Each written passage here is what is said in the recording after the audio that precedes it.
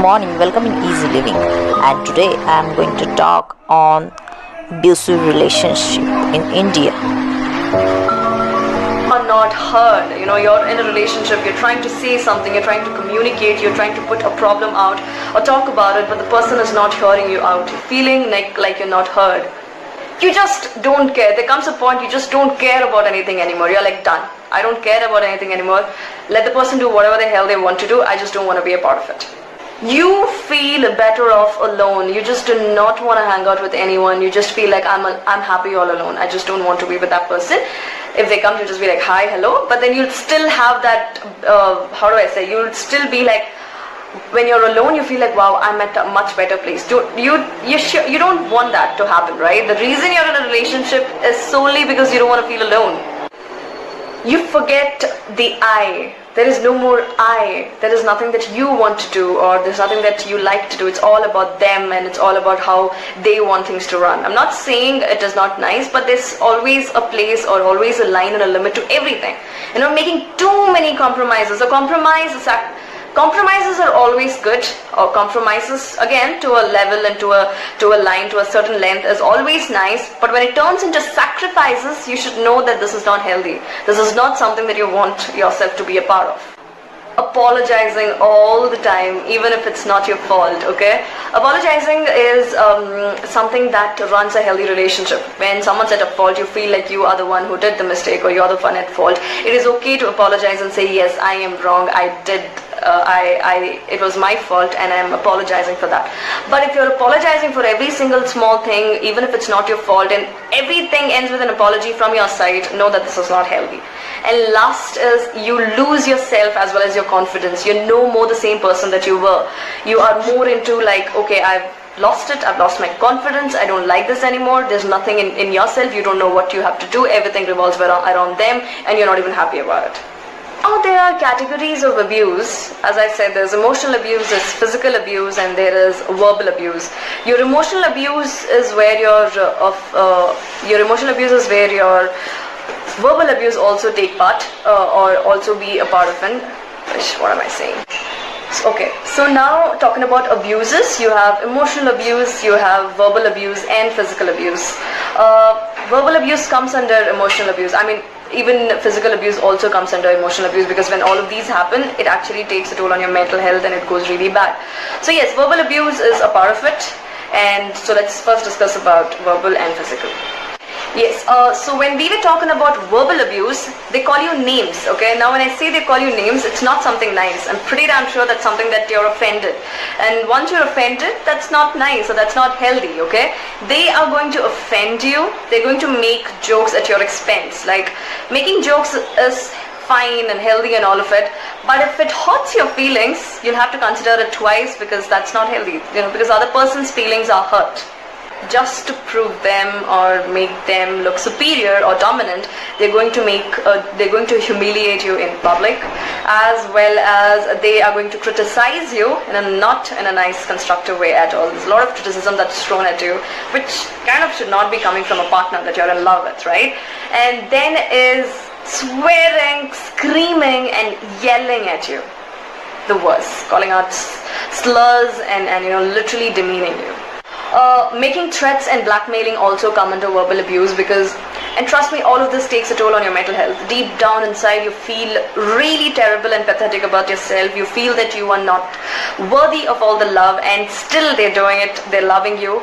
You feel like if you walk out of this relationship, there's nobody who is going to accept you, because after all of these faults that he's just laid out in public, you feel like he still is with you. But trust me, this is not a good way. This is not healthy.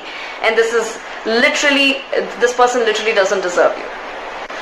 Your physical abuse, oh my goodness, is the worst abuse of all, because this involves emotional, verbal, and it involves pain. Yes. So yes, in the beginning it all begins with shouting and screaming and all of it. It might begin with a slap, and you kind of feel like it's okay. He or she might be angry, and the reason that the person has done this is because they were triggered or angry. So you're very afraid to talk to them. You don't know if they'll flip out and if they are going to beat you up, or you just do not know how to go with a conversation, and you kind of become a punching bag for all of their frustration, which should not happen. And you feel like, it's okay because I belong to them, or I'm a part of them, we are together in this, and you feel like it's, if you hadn't told that, or if you had put it in a better way, things wouldn't happen this way. It's your fault that they raised your hand at you.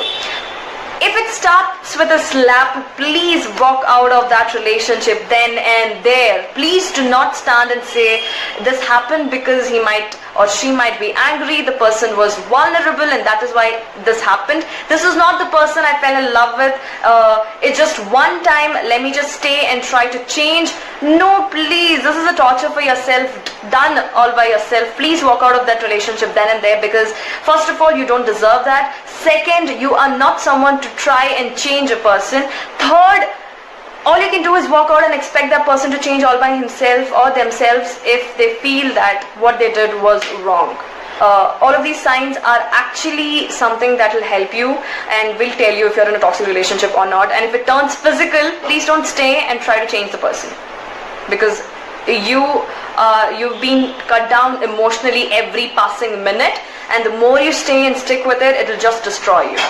Your emotional abuse has a lot of different things, okay? You're depressed, you're sad, you're emotionally unstable. All of those things that's happening to you is taking a toll on your mental health. You're not worth all the love, and the only person existing. It's like this manipulation, refusal, intimidation, all of this comes in your emotional abuse, because here is when the person is trying to manipulate you in a way wherein you feel like you are the only person or that can give them love, and you have to be kind enough. Like, the target itself is to find a kind person who will try to change the person because they're kind and sweet and they want to help.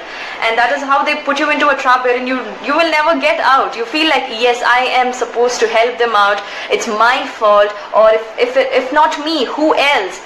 No, please don't do this to yourself. Please stop doing this to yourself. It really takes a toll on your mental health, because you are going to be scared. Once you get out of this relationship, you're just going to start questioning every other single person out there because of the bad experience that you've had.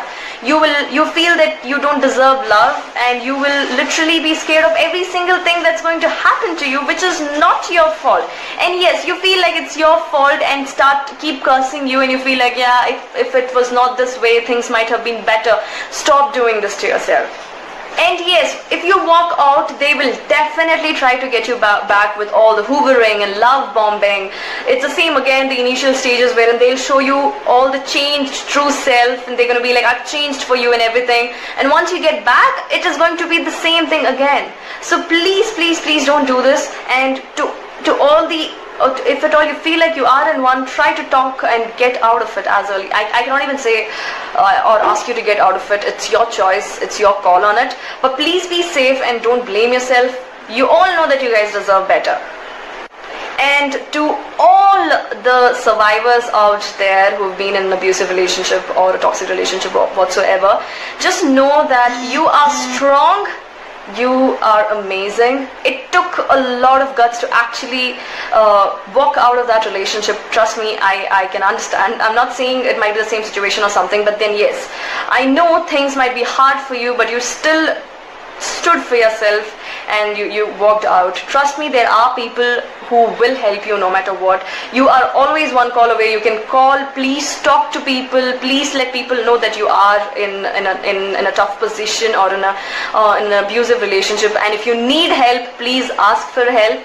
But to everyone who survived, I am so proud of you guys. I just hope that you're in a better place right now, and you know that you deserve better, and you know that you can be loved. And to anyone who's in a relationship or in a toxic relationship watching this video, please reach out for help. Please try to text anyone or talk to anyone that you are close to. Please, please, please don't question yourself or be hard on yourself, because at this time the most important person that you need is yourself. So please take care of yourself, please love yourself, and we are always here to help you.